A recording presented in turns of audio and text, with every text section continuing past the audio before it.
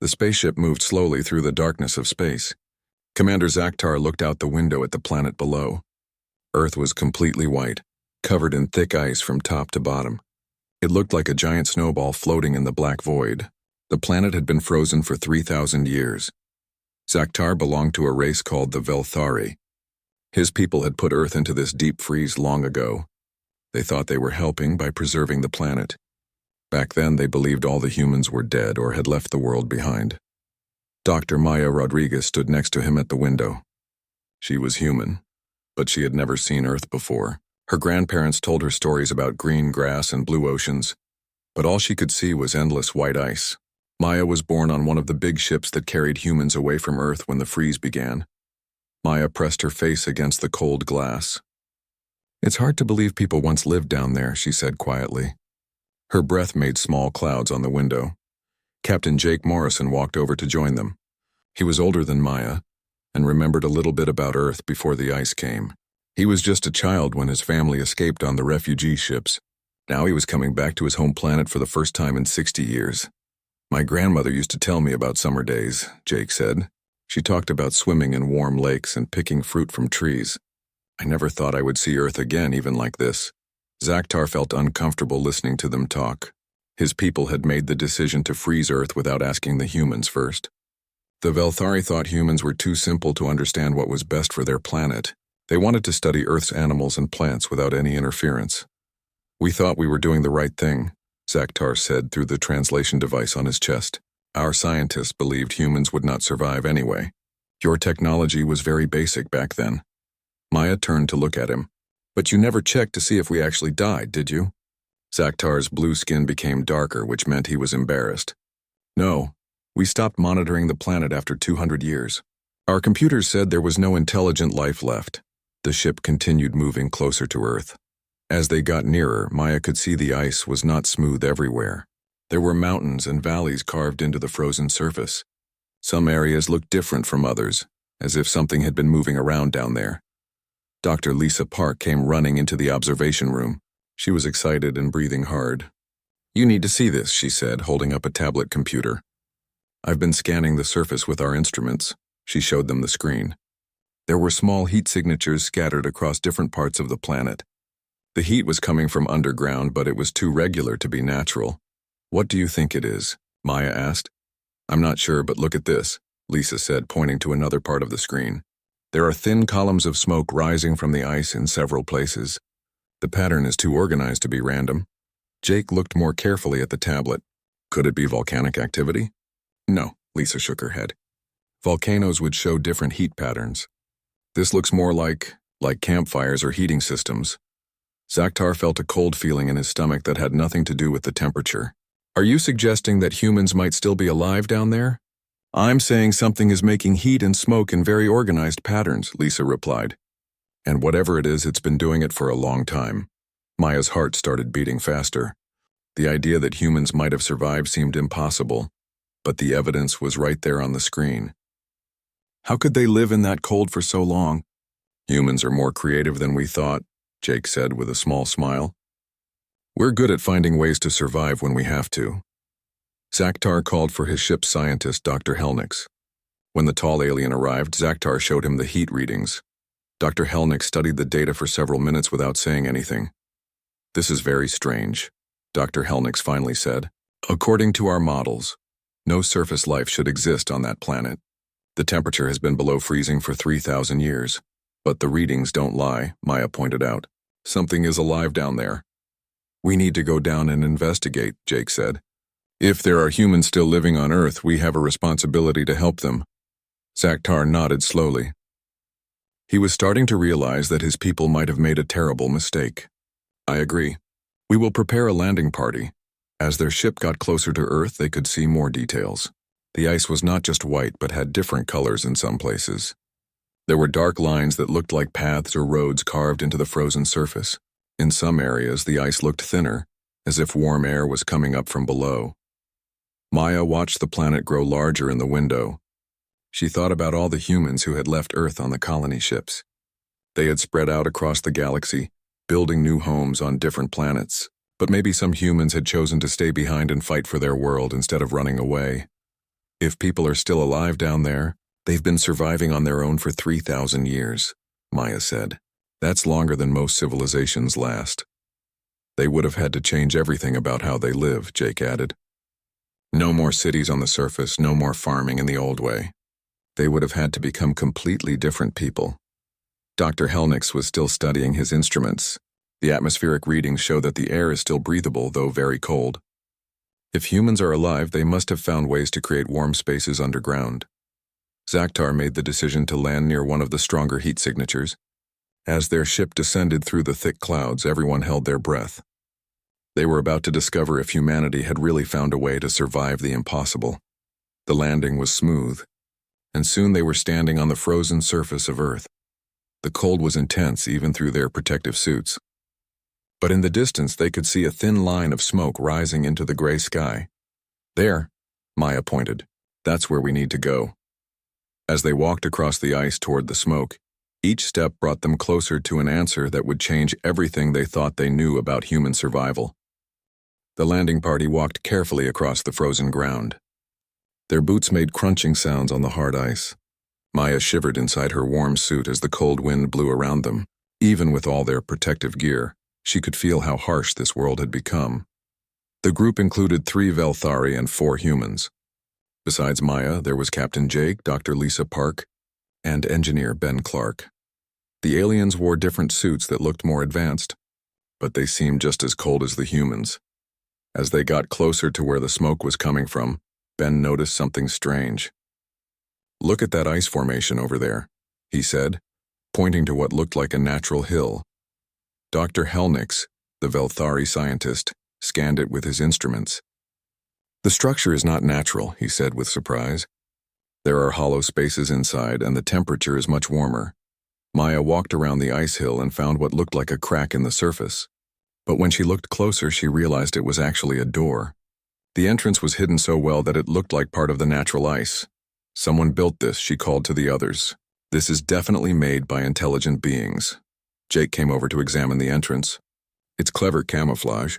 From a distance, you would never know this was here." Lisa was studying the area with her tablet. "There are more heat sources underground. This is just the entrance to something much bigger." Suddenly, the hidden door opened. 3 people came out wearing thick clothes made from animal fur and some kind of synthetic material. They carried spears and knives, but their equipment looked well made and practical. The leader was a woman with dark hair and sharp eyes. She looked at the strange group of visitors for a long moment before speaking. "Who are you?" she asked in English, though her accent was different from what Maya was used to. "Are you from the skyships?" Lisa stepped forward slowly, holding up her hands to show she was peaceful. "We're explorers," she said carefully. "Some of us are human, like you. We came from other planets to see if anyone was still alive on Earth." The woman studied them closely. "I am Carol Davis. I lead the surface patrol for our community.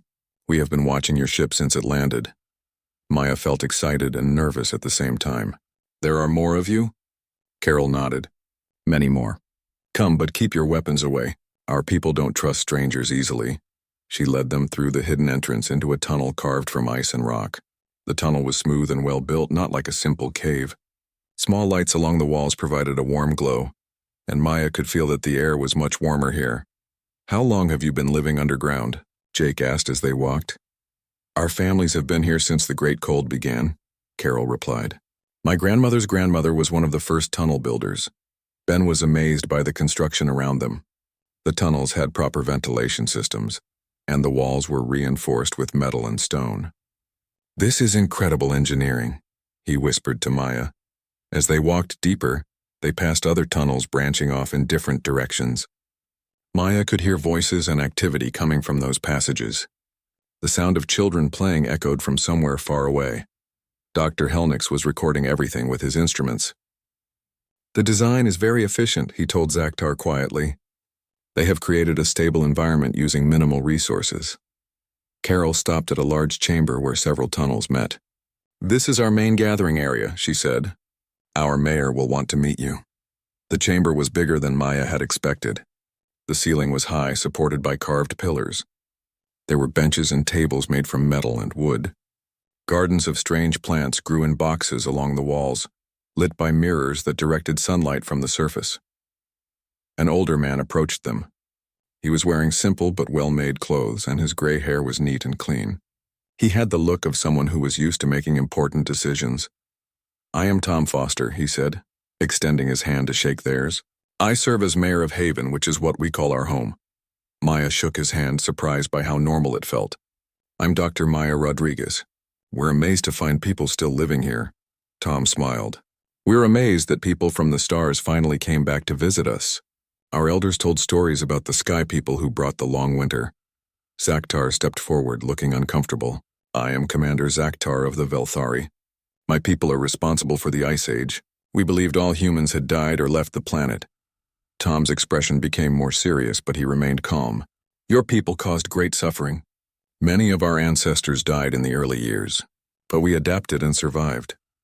Carol led them through more tunnels, showing them different areas of the underground city.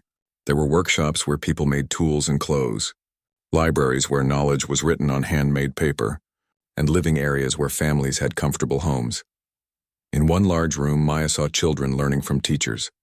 They were studying mathematics by calculating how much food their community needed, and learning history through songs and stories about the surface world. "We have nearly 2,000 people living in Haven," Tom explained. "Everyone has a job that helps the community survive." Ben was fascinated by their technology. They had learned to capture heat from deep in the earth and use it to warm their homes. They recycled everything, wasting nothing. Water came from melting ice in carefully controlled ways. "How do you get fresh air down here?" Lisa asked. "We have air shafts that go to the surface," Carol explained. "They're hidden and protected from the cold. We also have plants that help clean the air." Dr. Amy Wong, Haven's head of technology, showed them how they had built heating systems that used very little fuel, but kept large areas warm. They had developed ways to preserve food for many years and systems for cleaning water. "We've had to become very good at solving problems," Amy said. "When you can't waste anything, you learn to be creative." As they toured the underground city, Maya began to understand how remarkable this achievement was. These people had not just survived impossible conditions, they had built a civilization that could last forever. "Are there other communities like this?" Jake asked. Tom nodded. "Haven is part of a network. We stay in contact with other settlements around the world through radio signals and messenger birds." Maya looked at Zaktar, who seemed stunned by what he was seeing. The Velthari had completely underestimated human determination and intelligence. "We need to learn more about your network," Maya said. "This changes everything we thought we knew about what happened to Earth." Tom Foster led the group to a special room deep in the underground city. The walls were covered with screens made from salvaged electronics and clever engineering. Each screen showed a different place, and Maya realized she was looking at other human settlements around the world. "Welcome to our communication center," Tom said with pride. "This is how we stay connected with our brothers and sisters across the planet." On one screen, Maya could see people working in what looked like a warm greenhouse. On another, she watched families eating together in a large dining hall. A third screen showed engineers working on complex machinery. Carol sat down at a control panel that looked like it was built from many different pieces of technology. "Let me contact some of our allied settlements," she said, pressing buttons and adjusting dials. The main screen flickered and then showed a woman with short red hair. "Hello, Haven," the woman said. "I'm Kelly Roberts from New Hope Settlement in what used to be Canada. We've been expecting your call." Tom gestured toward the visitors. "Kelly, we have some very special guests today. People from the stars have finally returned to Earth." Kelly's eyes widened as she looked at the mixed group of humans and aliens. "Are those really Velthari? The ones our grandparents told stories about?" Zaktar stepped forward, still feeling uncomfortable about his people's role in Earth's fate. "Yes, I am Commander Zaktar. We came to study the planet and discovered that humans have survived against all expectations." "Survived?" Kelly laughed, but there was no humor in it. "We've done more than survive. We've built a better world than the one your people destroyed." More screens activated as news of the visitors spread through the network. Maya counted over 20 different settlements, each one showing busy, healthy communities of people who had learned to thrive in impossible conditions. Dr. Alan Carter appeared on a screen from a settlement called Deep Valley. "We're located in what used to be California," he explained. "Our community specializes in growing food using geothermal energy. We can feed 5,000 people year-round." Another screen showed Captain Nancy Wright from a place called Ice Harbor. "We're near the old Atlantic Ocean," she said. "Our people have become experts at fishing through the ice and preserving seafood for the whole network." Ben Clark was amazed as he listened to each settlement describe their specialties.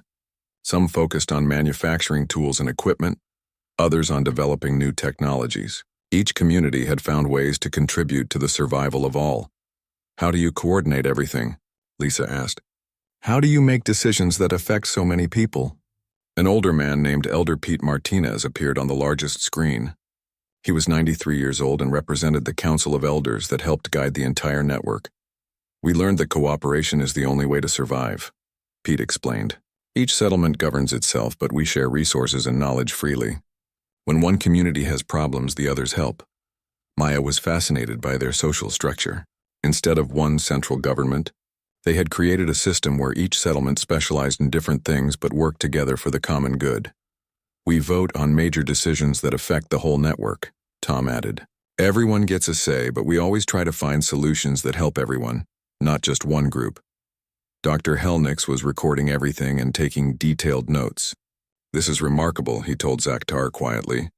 "They have created a more efficient society than many spacefaring civilizations." On the screens, representatives from different settlements began sharing their stories. Maya learned that the underground communities had developed incredible technologies using limited resources. Engineer Kate Sullivan from a settlement called Stone Bridge explained how they had learned to predict ice storms and harvest them for fresh water. "We can collect enough water in one storm to last our whole community for months," she said. Teacher Ron Hughes from a place called Haven West showed how they educated their children. "Every child learns practical skills like engineering and farming, but they also study art and music. We believe survival means keeping our humanity, not just staying alive." The network included settlements on every continent. Some were built in old subway tunnels and ruined cities. Others were carved into mountainsides or built around natural hot springs. Each one had adapted to its environment in clever ways. "We estimate there are about 50 major settlements and hundreds of smaller outposts," Carol explained. "In total, maybe 500,000 humans are still living on Earth." Jake was amazed by the numbers. 500,000 people survived 3,000 years of Ice Age. "More than survived," said Dr. Martha Lopez from a settlement called Green Valley. "Our population is actually growing. We've learned to live within our means, so we can support more people without depleting our resources." The visitors learned that the underground communities had developed sophisticated recycling systems. Nothing was ever wasted. Organic materials became fertilizer. Metals were melted down and reformed into new tools. And even human waste was processed into useful products. "We had to learn to think differently," explained engineer Dave Kim from a settlement called New Seattle. "On the surface, people could afford to waste things because there seemed to be unlimited resources. Underground, we learned that everything has value." Maya noticed that despite living in such harsh conditions, the people on the screen seemed happy and healthy. Children played in the background of many conversations, and she could see that families were close and supportive. "What about medical care?" Dr. Helnix asked, his scientific curiosity overcoming his initial shock. Dr. Janet Miller from a settlement called Healing Springs appeared on screen. "We've had to become very good at preventive medicine and using natural remedies, but we've also preserved a lot of medical knowledge and equipment from before the freeze." The communication session continued for hours as more settlements joined the conversation. Maya began to understand that this was not just a collection of isolated survival groups, but a true civilization that had evolved its own culture and values. "We've been waiting for this day," Elder Pete said near the end of the session. "Our stories told us that someday the Sky People would return. We hoped they would be ready to listen this time." Zaktar felt the weight of his people's mistake pressing down on him. "We were very wrong about human capabilities," he admitted. "We underestimated your intelligence and your determination. The question now," said Tom Foster, "is what happens next? Will you help us restore our world? Or will you try to control us again?" Maya looked at Zaktar and then back at the screens showing dozens of human settlements. She realized that first contact between humans and aliens was happening very differently than anyone had expected. The humans were not primitive refugees begging for help. They were a successful civilization with their own achievements and their own power to negotiate. The council chamber in Haven was packed with people. Representatives from 12 different settlements had traveled through dangerous ice tunnels to attend this historic meeting.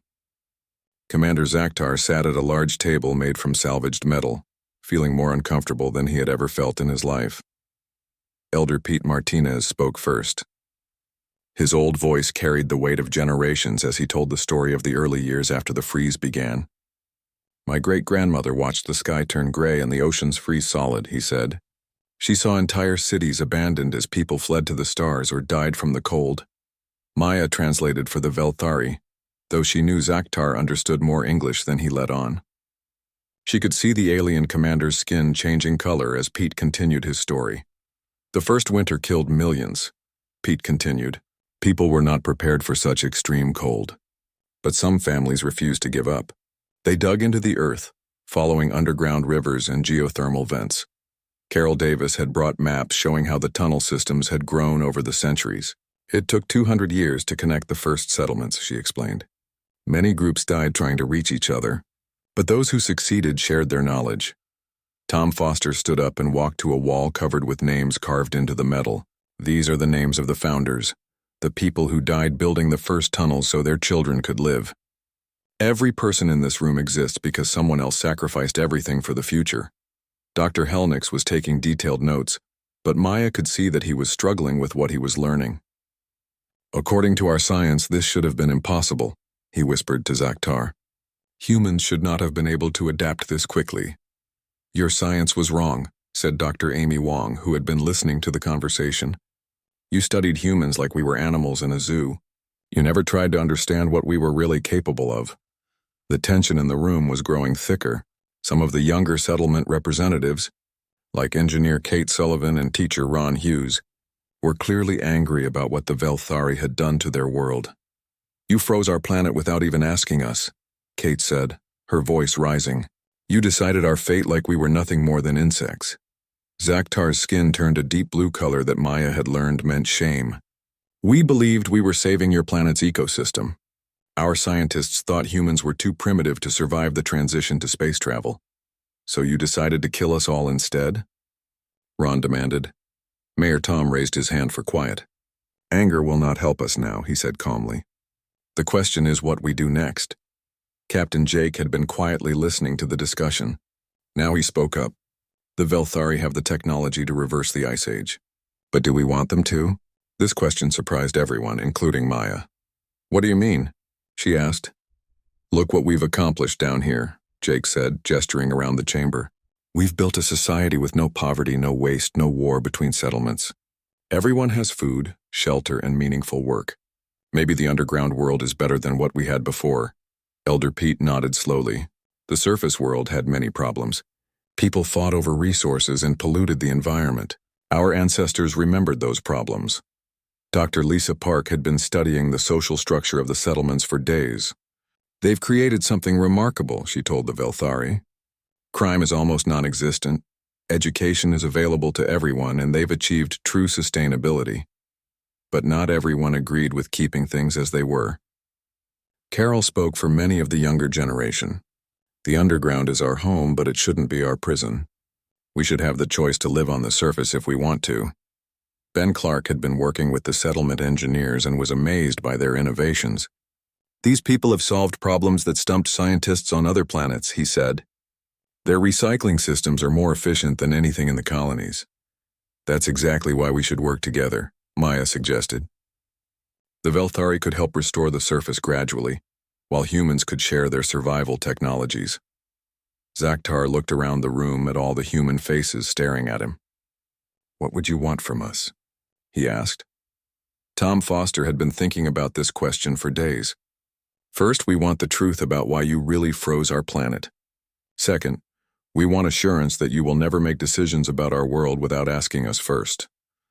And third," added Carol, "we want access to your technology so we can explore space if we choose to.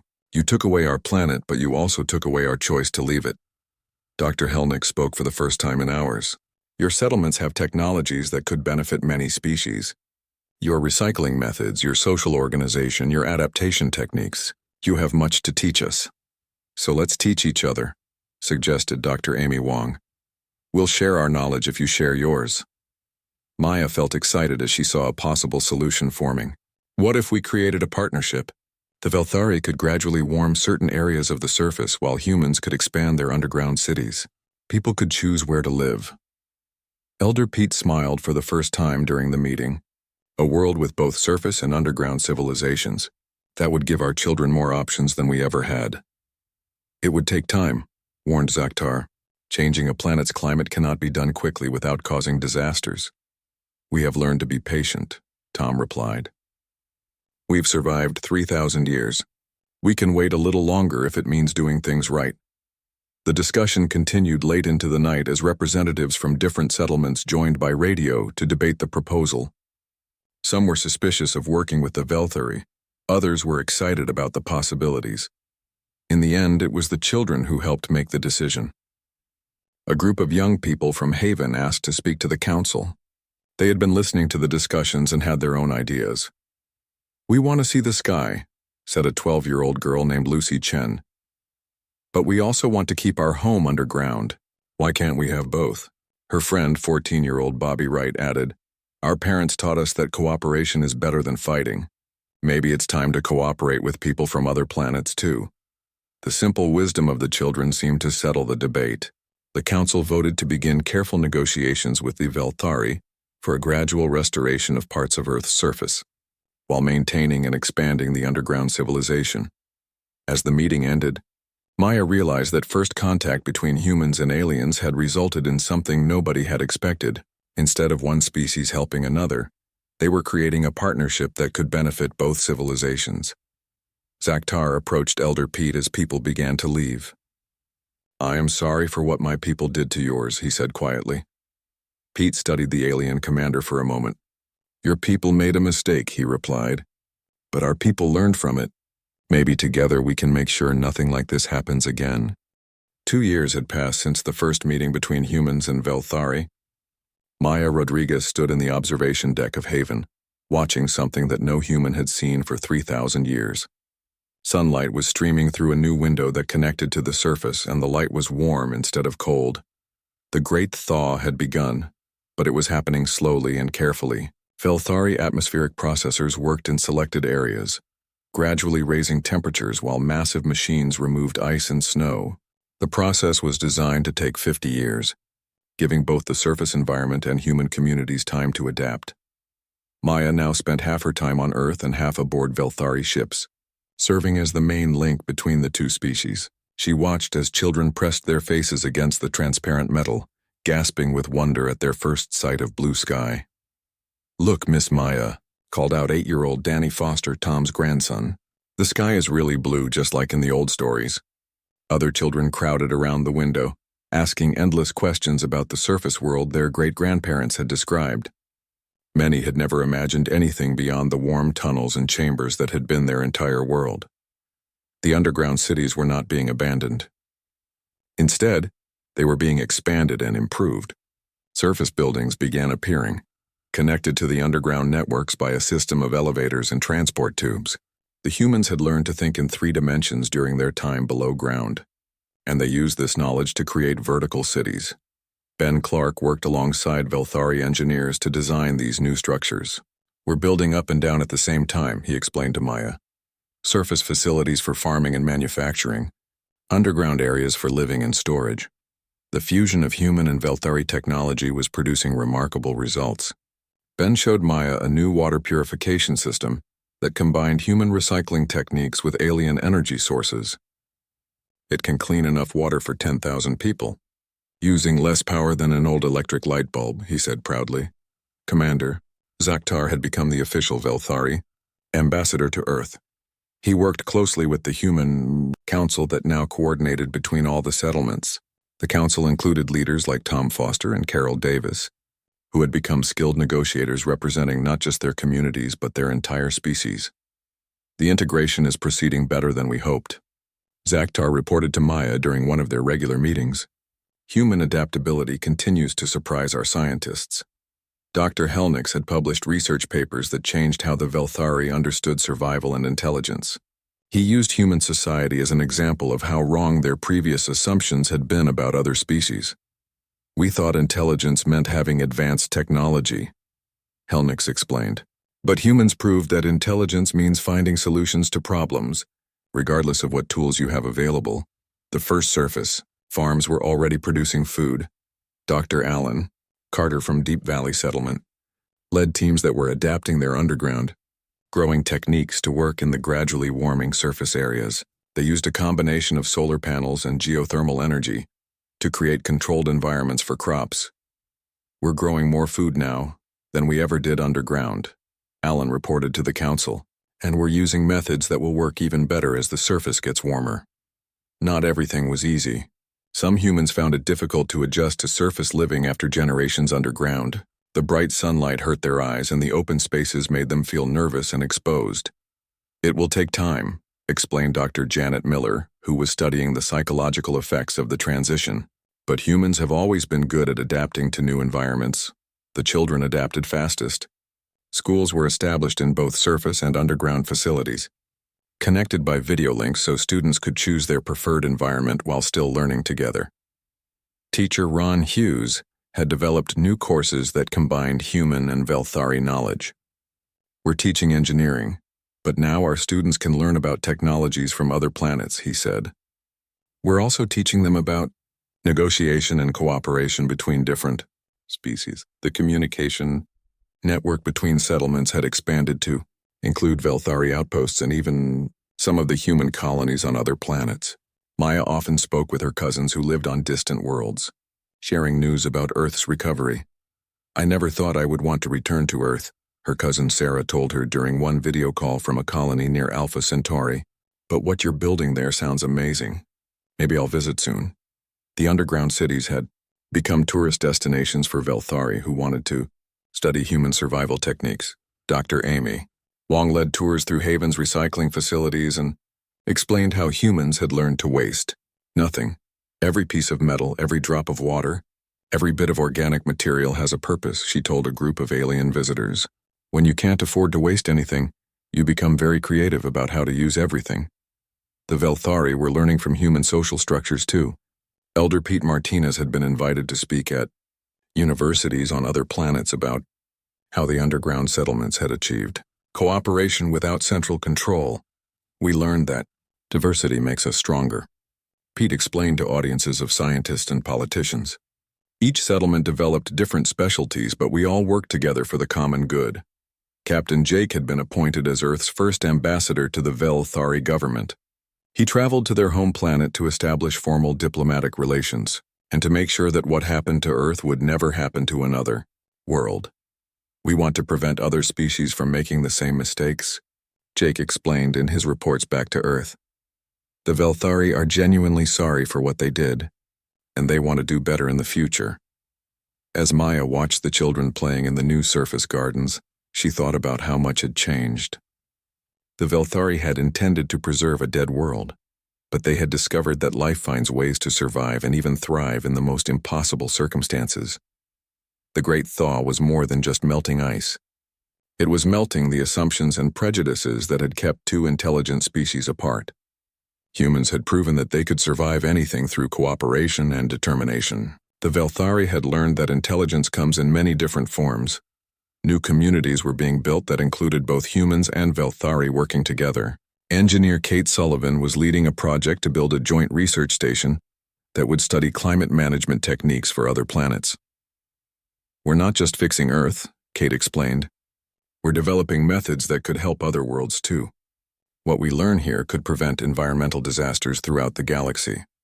Maya received a message from Dr. Lisa Park, who was now working with a joint human Velthari team to establish contact with other species. We want to make sure that first contact is done right in the future, Lisa wrote. No more assumptions, no more mistakes like what happened to Earth. As the sun set through the new surface windows, casting long shadows through the underground tunnels, Maya realized that the story was far from over.